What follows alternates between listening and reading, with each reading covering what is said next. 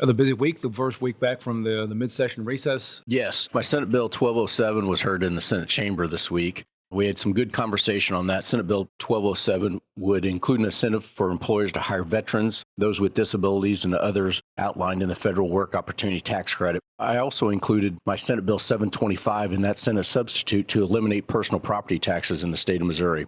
Our state budget has grown, almost doubled in the last 6 to 7 years, from $27 billion to $52.7 billion was the governor's recommendation for next year. We need to put some more money in taxpayers' pockets, and one of the ways to do that is by eliminating personal property taxes. I've always said that I don't think you should pay more in personal property taxes this year than you did 5 years ago on your 2010 Ford F-150 pickup truck. Very excited to have that conversation on the floor, and hopefully look forward to spending some more time on the floor and trying to eliminate personal property taxes here in the state.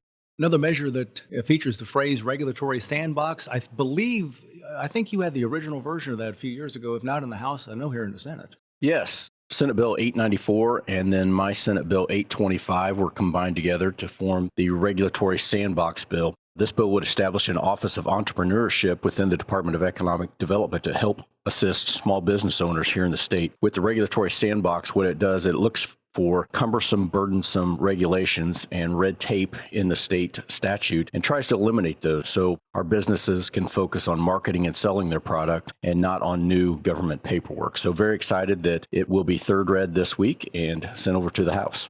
Looks like we're moving ahead on an issue that had a lot of attention last year and still does this year, and that is in relation to foreign ownership of land here in Missouri. Yes, most certainly. I think we've all seen the headlines where China and some of our foreign adversaries are trying to buy land, specifically farmland, in the United States and in Missouri. I had filed a very similar bill to ban foreign ownership of our agricultural land here in the state of Missouri. Fortunately, Senate Bill 912 was third read and passed this week to ban foreign land ownership, especially regarding agricultural land here in the state of Missouri. I don't believe that our foreign adversaries should own agricultural land, or in fact, any land. Missouri land should be owned by Missourians, or at least Americans. And so I was happy to see that Senate Bill 912, which I voted in favor of, to ban foreign land ownership, was passed out of the Senate and sent over to the House.